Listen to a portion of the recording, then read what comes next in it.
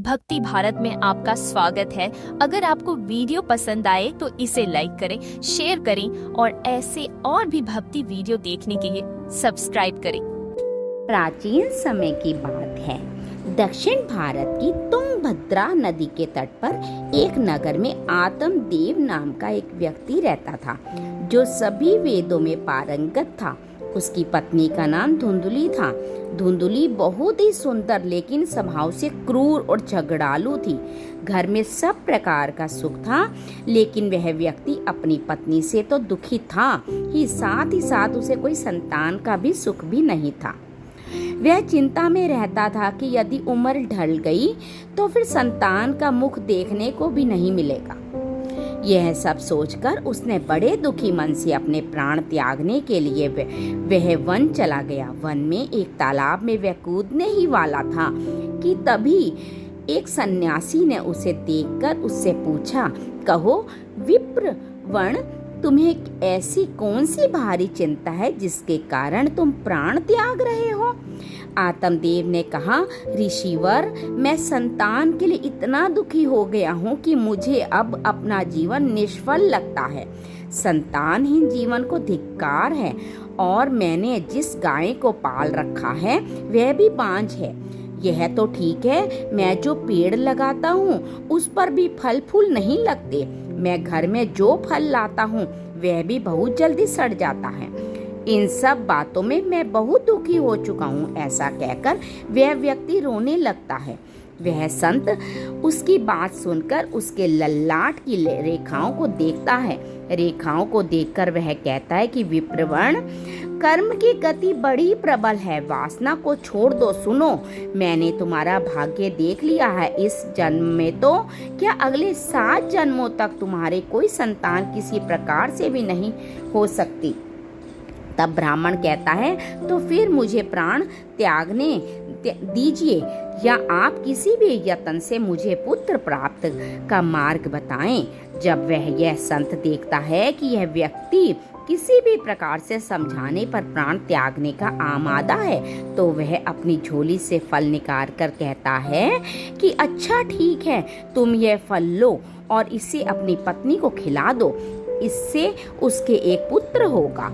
आत्मदेव वह फल लाकर अपनी पत्नी को दे देता है, लेकिन उसकी पत्नी वह मन में सोचती है, यदि मैंने ये फल खा लिया तो गर्भ ठहर जाएगा, तो मुझसे खाया नहीं आएगा और मैं मर भी सकती हूँ।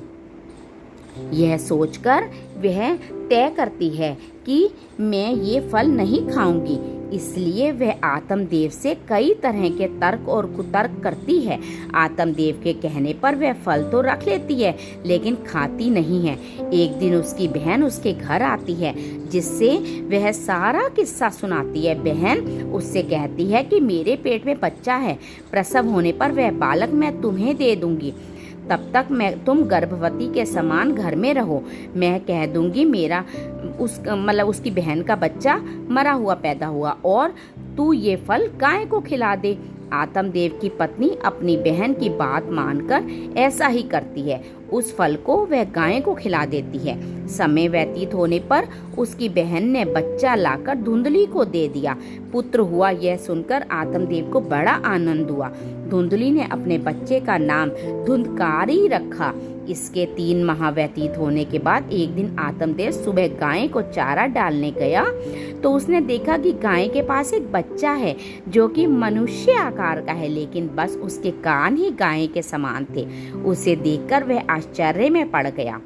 हालांकि उसे एक बड़ा आनंद भी होता है। वह उस बच्चे को उठाकर घर में ले जाता है। उसका नाम वह गोकर्ण रखता है।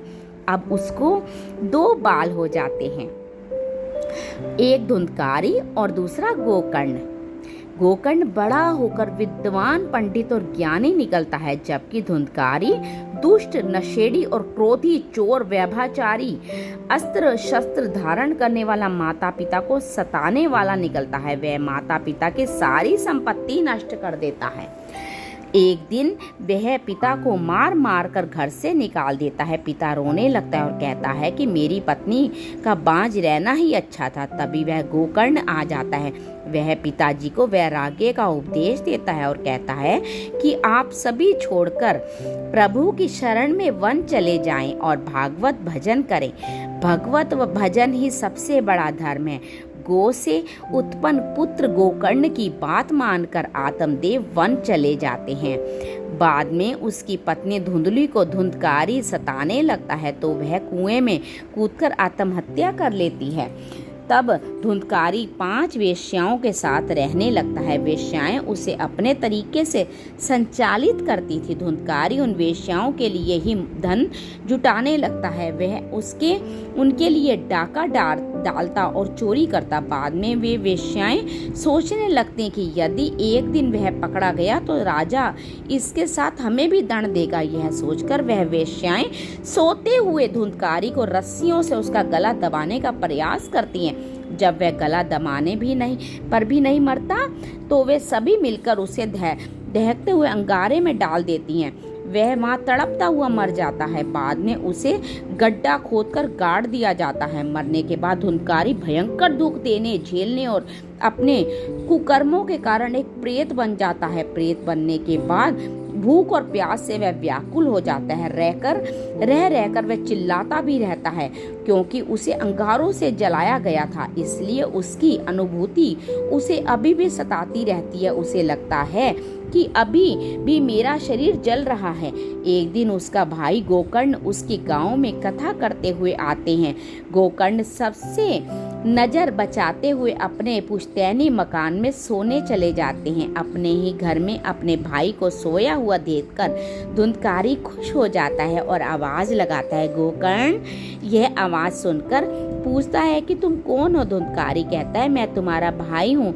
मेरे कुकर्मों की गिनती नहीं की जा सकती। इसी से मैं प्रेत योनि में पड़ा हूँ। ये दुर्दशा भोग रहा हूँ। भाई तुम दया करके मुझे इस योनि से छुड़ाओ।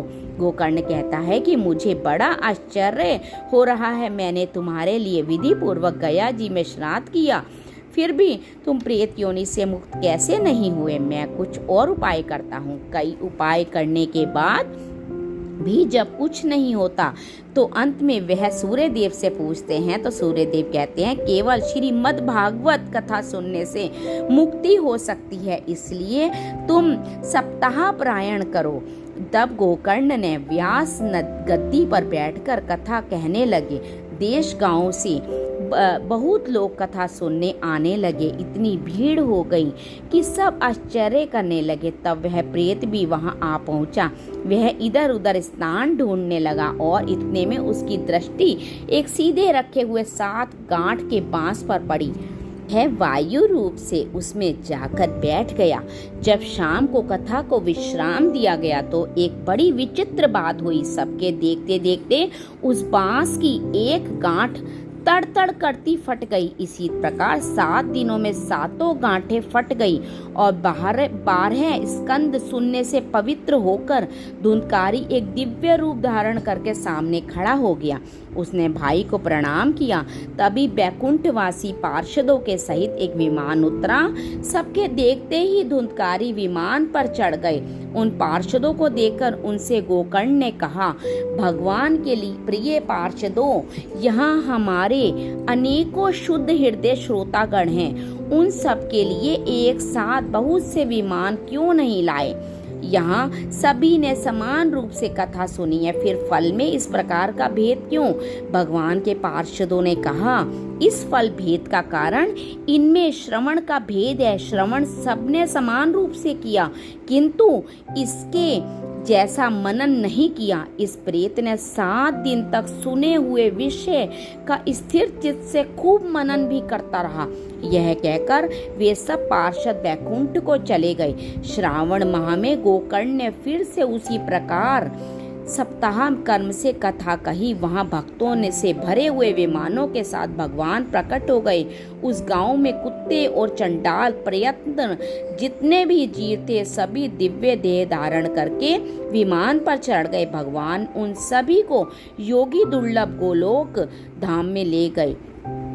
अपने माता पिता को कष्ट देने वाले, शराब पीने वाले, वैश्यगामी आदि पुरुष प्रेत योनि प्राप्त कर लेते हैं, अंतकाल तक भटकते रहते हैं। अब ना तो ही गोकर्ण की तरह कथा सुनने वाले हैं, ना ही सुनाने वाले हैं। धुंधकारी को उसके पापों की सजा तो मिली, साथ ही उसने प्रेत योनि में रहकर भी सजा भुगती। बाद में जब उसे पछतावा हुआ तो भागवत कथा सुनकर मन निर्मल हो गया। निर्मल मन होने से उसके सारे संताप जाते रहे और विष्णु भगवान की कृपा हुई।